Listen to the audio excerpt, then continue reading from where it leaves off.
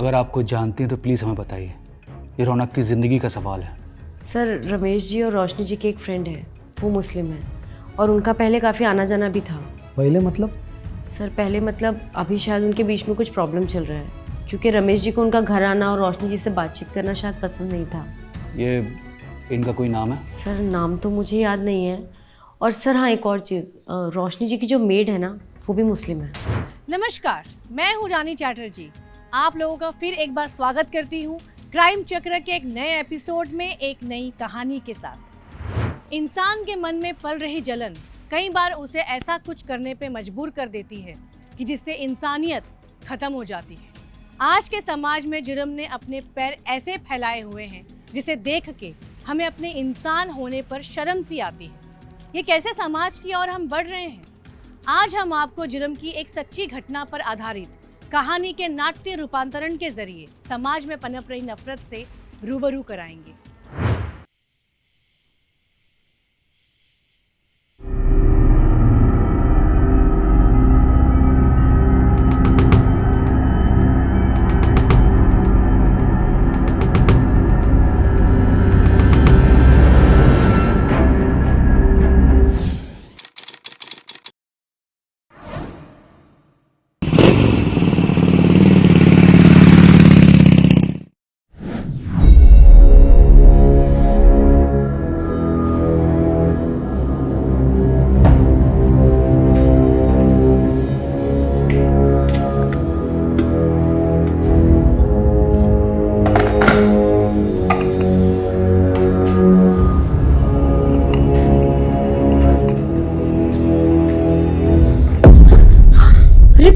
तुमने तो मुझे डरा ही दिया था।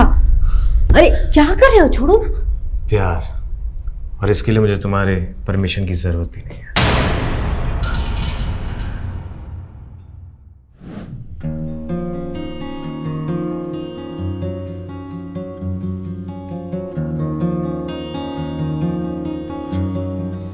आहा क्या खुशबू है। पिंकू को छोड़ा है नानी के घर? हाँ, छोड़कर आ गया। तुम्हें तो पता है ना कि जैसे स्कूल की 3-4 दिन की छुट्टी होती है, वो जिद पकड़ लेता है कि नानी के घर जाना है, नानी के घर जाना है। लेकिन वहां जाकर वो खुश हो जाता है। ये तो बिल्कुल सही कहा आपने। रौनक, रौनक, आ जाओ, खाना लग गया है। अरे रौनक नहीं है और उसका फोन भी नहीं लग रहा है। कहाँ गया है? कह के गया था कि थोड़ी देर में आ रहे। अब तो बहुत देर हो गई है, 9:30 बज रहे हैं। मुझे तो बहुत टेंशन हो रही है। टेंशन मत लो, किसी दोस्त के वहां होगा। मैं अभी फोन करके देखता हूँ।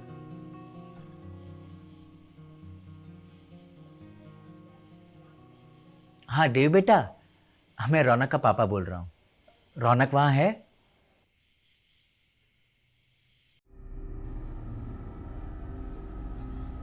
कुछ पता चला? ऐसा तो वो कभी भी नहीं करता है। नहीं, वो अपने किसी भी दोस्त के घर पर नहीं है। तुम घबराओ मत, वो आ जाएगा। मुझे बहुत टेंशन हो रही है, कहीं वो किसी मुसीबत में ना फंस गया हो। प्लीज प्लीज कुछ कीजिए आप, प्लीज कुछ कीजिए, प्लीज कुछ कीजिए, प्लीज कुछ कीजिए।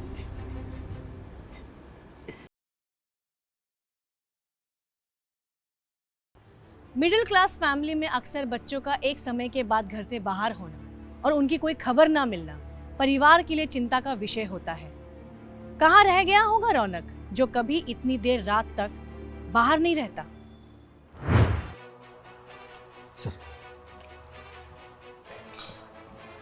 सर मिसिंग कंप्लेंट लिखानी थी। प्लीज़ आइए। बैठिए।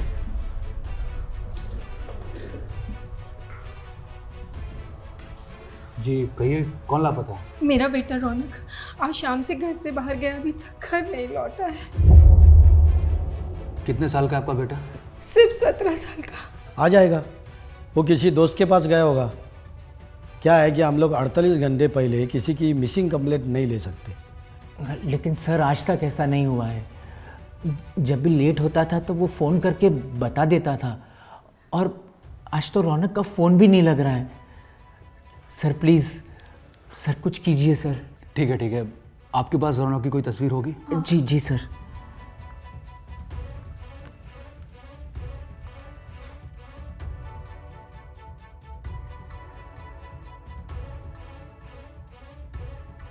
ये फ़ोटो को सभी थानों में सर्कुलेट करवा दो।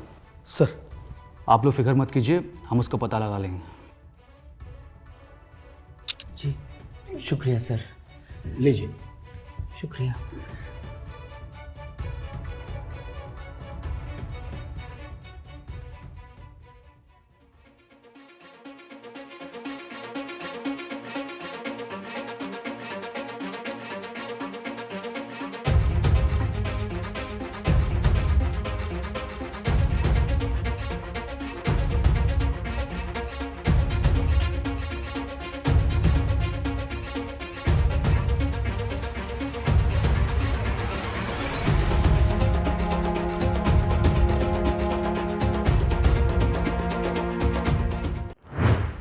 रौनक की तलाश के लिए पुलिस ने आसपास के थानों और चेक पोस्ट पे अलर्ट जारी कर दिया था, पर रौनक आखिर में था कहाँ? अचानक ऐसे रौनक का कहीं फंसा होना, क्या ये किसी जुर्म की ओर इशारा करता है? इस केस में नया मोड़ तब आया जब किडनैपर की एक चिट्ठी रौनक के घर वालों तक पहुंची।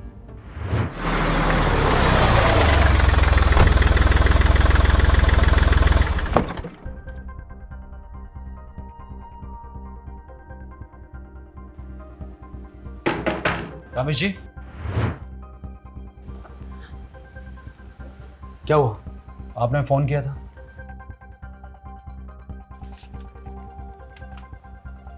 तुम्हारा बेटा रौनक हमारे कब्जे में है। अगर उसे जिंदा देखना चाहते हो तो 20 लाख रुपए तैयार रखना और अगले खत का इंतज़ार करना। और अगर पुलिस को इत्तला करने की कोशिश की तो अल्लाह कसम तुम्हारे बरखुरदार की लाश भी नहीं मिलेगी। अल्लाह हाफिज़।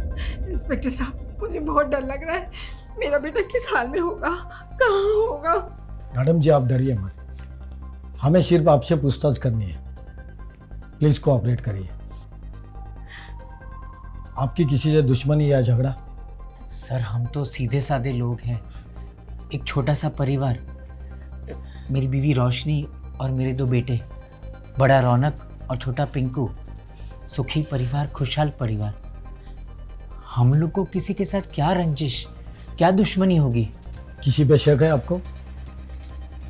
रौनक की किडनैपिंग हुई थी, उसके पहले ऐसा कुछ हुआ था जैसे हम सुराग लगा सके? नहीं सर, ऐसा तो कुछ भी नहीं हुआ था। ये रौनक का कमरा कहाँ है? ये सीढ़ी के पास पहला कमरा। हमें रौनक के कमरे की तलाशी लेनी होगी, शायद कोई सुराग मिल सके, इससे पता चल सके कि इन सब के पीछे कौन है। रमेश जी, ये लेटर जिसने भी लिखा है देखकर ऐसा लगता है कि उसकी बोलचाल की भाषा उर्दू है। क्या आपका कोई जानने पहचानने वाला है जो कि मुस्लिम है? नहीं सर, ऐसा तो कोई नहीं है। आपके घर पे कौन कौन आता जाता है? हम लोगों के सिवा हमारे घर की मेड और मधु, जो हमारे बच्चों की ट्यूशन टीचर है। एक काम करो सर। कांस्टेबल के साथ जाओ और मेरे से पूछताछ करो, मधु को थाने बुलाओ। सर।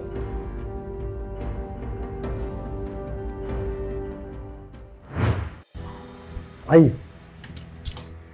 सर, यह है मधु जी, रौनक की ट्यूशन टीचर। बैठिए। अब सर, मैं रौनक की ट्यूशन टीचर पहले थी, अभी मैं उसके छोटे भाई पिंकू को पढ़ाती हूँ। कोई खास वजह? सर खास वजह तो कुछ नहीं है, बस वो हायर क्लास में चला गया है और मैं 10th तक के बच्चों को ही पढ़ाती हूँ। आपको तो पता होगा ना, रौनक किडनैप हुआ है, इसलिए आपको यहाँ बुलाया। हाँ सर, मुझे पता है और मुझे बहुत ज़्यादा टेंशन भी हो रही है कि रौनक किस हाल में होगा। मधु जी, रौनक ने कभी कुछ आपसे शेयर किया कि वो किसी प्रॉब्लम में है, या आपको क्या लगता है कि रौनक की किडनैपिंग के पीछे किसका हाथ हो सकता है? क्योंकि आप उसके घर पे काफ़ी आती जाती रहती हैं। जी सर, आना जाना तो लगा ही रहता है, क्योंकि हफ्ते में 5 दिन मैं उसके भाई को पढ़ाती हूँ और पहले मैं उसको भी पढ़ाती थी, तो काफ़ी सालों से आना जाना लगा रहता था सर। पर सर रौनक ने मुझसे कभी कुछ शेयर नहीं किया। इनफैक्ट वो तो बहुत ही अच्छा बच्चा है सर, ना ही किसी के साथ कोई लड़ाई है, ना ही कोई प्रॉब्लम। अच्छा, रौनक का कोई मुस्लिम दोस्त या जानकार था? देखिए, अगर आप कुछ जानती हैं तो प्लीज़ हमें बताइए। ये रौनक की ज़िंदगी का सवाल है। सर रमेश जी और रोशनी जी के एक फ्रेंड है, वो मुस्लिम है और उनका पहले काफ़ी आना जाना भी था। पहले मतलब? सर पहले मतलब अभी शायद उनके बीच में कुछ प्रॉब्लम चल रहा है, क्योंकि रमेश जी को उनका घर आना और रोशनी जी से बातचीत करना शायद पसंद नहीं था। ये इनका कोई नाम है? सर नाम तो मुझे याद नहीं है। और सर हाँ, एक और चीज़, रोशनी जी की जो मेड है ना, वो भी मुस्लिम है। ठीक है, आप जाइए। अगर कुछ ज़रूरत पड़ी तो आपसे कांटेक्ट करेंगे। ठीक है सर, थैंक यू। ये मेड के बारे में कुछ पता चला? अब तक नहीं सर। ये रमेश जी और रोशनी जी का कौन फ्रेंड के बारे में पता लगा? सर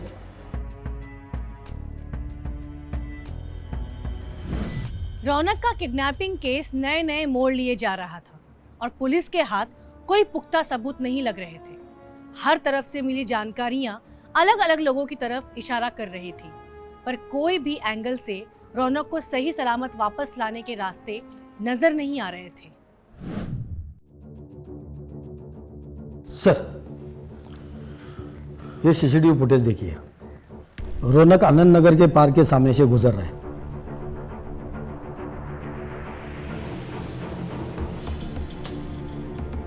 और उसके आगे के रास्तों में कैमरा नहीं है, तो उसके आगे वो कहाँ गया पता लगाना मुश्किल है। ये रोशनी जी की मेड के बारे में कुछ पता चला? उसके घर पे ताला है सर, वो फरार है। और एक बात सर, रौनक के किडनैपिंग के पहले ही मेड ने रोशनी जी से छुट्टी ली थी। हो सकता है कि किडनैपिंग की प्लानिंग के लिए उसने छुट्टी ली हो सकता है सर। ये रौनक की फ़ोन लोकेशन ट्रेस हुई? हाँ सर, वो थोड़ा आनंद नगर के आगे जाने के बाद उसका फ़ोन बंद हो गया। एक काम करो, आनंद नगर के आगे जाके जितने भी रास्ते हैं वहाँ की सीसीटीवी फुटेज निकलवाओ। मैं रोशन जी और रमेश जी के कौन फ्रेंड के बारे में पता लगाता हूँ। जी सर।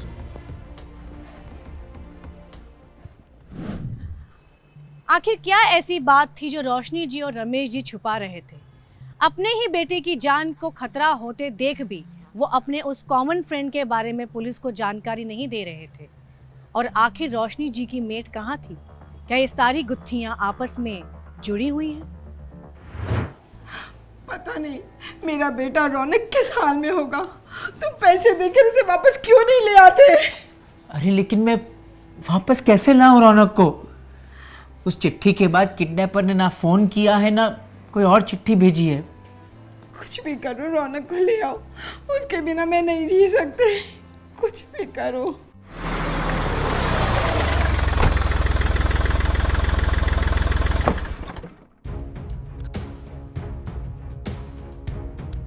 रमेश जी। इंस्पेक्टर साहब, आप मेरे बेटे रौनक का कुछ पता चला? इन्वेस्टिगेशन जारी है। हम आप दोनों से कुछ पूछने आए हैं। जी। हमें पता चला है कि आप दोनों का कोई कॉमन फ्रेंड था जिसका काफ़ी आना जाना था आपके घर में। कौन सर? ये तो आप ही हमें बताएंगे कि जिसका घर में आने जाने से और रोशनी जी के मिलने से आपको काफ़ी दिक्कत होती थी। ऐसा कोई नहीं है सर। और ये बात आपको किसने बताई? मधु ने। पर मधु मैडम ने ऐसा क्यों कहा?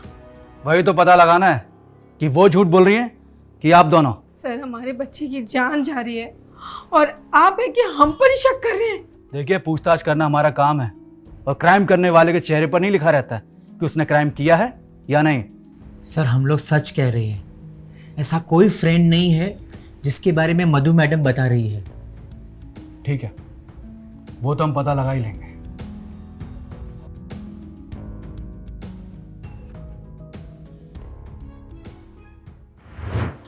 सर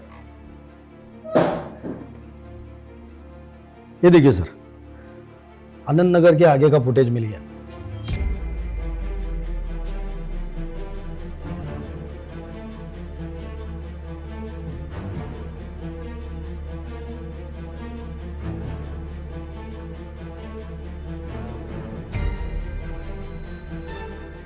इसमें तो दिख रहा है कि ये बाइक वाला रौनक से बात कर रहा है और फिर दोनों साथ में निकल गए। एक काम करो, ये बाइक का और आदमी का पता लगाओ, देखो कौन है। हो सकता है रमेश जी और रोशनी जी का कोई फ्रेंड हो या उनकी मेट का कोई फैमिली मेंबर हो या कोई और। सर उनमें से कोई नहीं है। ये गाड़ी मधु जी के नाम पे रजिस्टर है। ओह, तो ये बात है।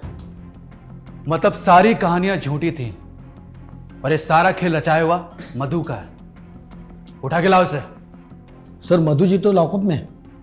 पूछताछ से यह पता चला है कि मधु जी का बॉयफ्रेंड शिवम वो गाड़ी लेके गया था और उसी टाइम किडनैपिंग हुई थी। तो उनके बॉयफ्रेंड का पता लगाओ, लेकर आओ उसे।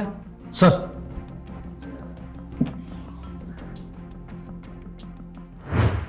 रौनक किडनैपिंग केस ने अचानक एक अलग मोड़ लिया। आखिर मधु जी जो एक टीचर हैं, उन्होंने पुलिस को गुमराह करने की कोशिश क्यों की और रौनक कहाँ है? इस किडनैपिंग के पीछे की वजह क्या थी? पुलिस ने इस सारे सवालों के जवाब ढूंढने के लिए मधु जी के बॉयफ्रेंड शिवम की तलाश शुरू कर दी और जल्द ही वो पुलिस के हाथों पकड़ा गया। कहाँ है रौनक? बोल। मार दिया मैंने उसे। क्या मार दिया? हाँ, जिस दिन मैं उसे किडनैप करके लाया था उसी रात मैंने उसे मौत के घाट उतार दिया। जब तूने उसे किडनैप पैसों के लिए किया तो मारा क्यों? कौन कहता है कि मैंने उसे पैसों के लिए किडनैप किया था? मैं उससे नफरत करता था। मेरी मधु के आगे पीछे घूमता था, वो उससे चिपकता था।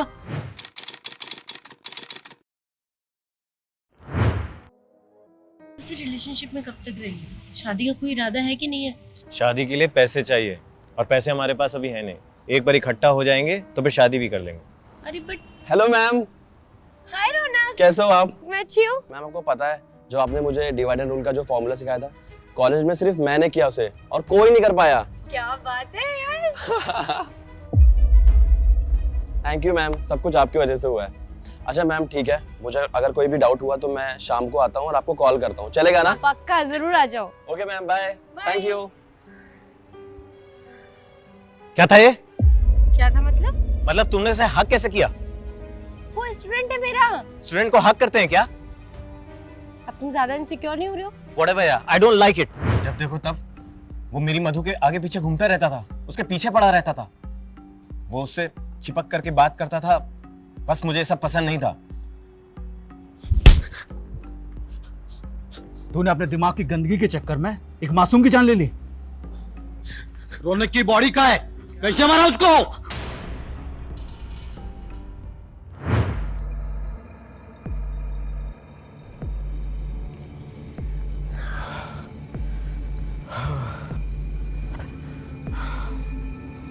मधु, गाड़ी की चाबी दो ना। गाड़ी की चाबी? क्यों? अरे हमारी शादी के लिए कुछ पैसे इकट्ठा करने थे।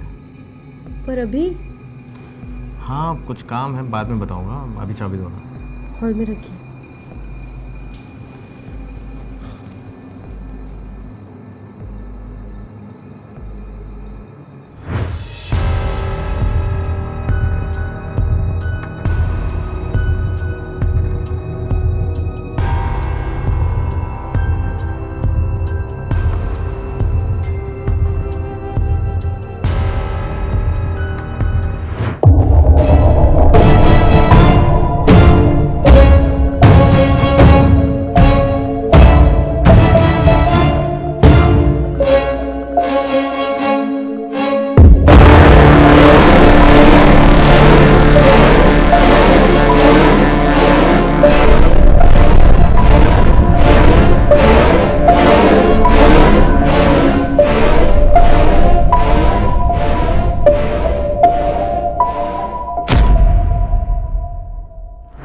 शिवम ने पूछताछ में बताया कि कैसे उसने बहुत दिनों से शुभम के घूमने और आने जाने का टाइम नोटिस कर रखा था और मौका मिलते ही वो रौनक से मिला और उसे किसी काम के बहाने से रौनक को एक खाली कमरे में ले गया और वहां उसकी बेरहमी से हत्या कर दी। पुलिस की पूछताछ में ये बात भी सामने आई कि शिवम ने किडनैपिंग की बात पहले तो मधु से छुपाई पर बाद में उसे बताया, पर तब तक वो रौनक की हत्या कर चुका था और पुलिस को गुमराह करने के लिए शिवम ने चिट्ठी को थोड़े उर्दू तरीके से लिख के और मधु की मदद से केस को गुमराह करने की कोशिश की। अब तू और मधु जाएंगे सलाखों के पीछे, एक मासूम की हत्या, किडनैप और पुलिस को गुमराह करने के लिए।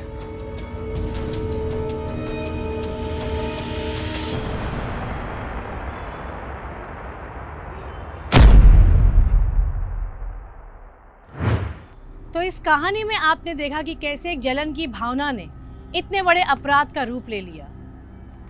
मैं रानी चैटर्जी आप लोगों से विदा लेती हूँ और फिर मुलाकात होगी क्राइम चक्र के एक नए एपिसोड में एक नई कहानी के साथ। तब तक सुरक्षित रहिए, सतर्क रहिए और क्राइम चक्र देखते रहिए। जय हिंद।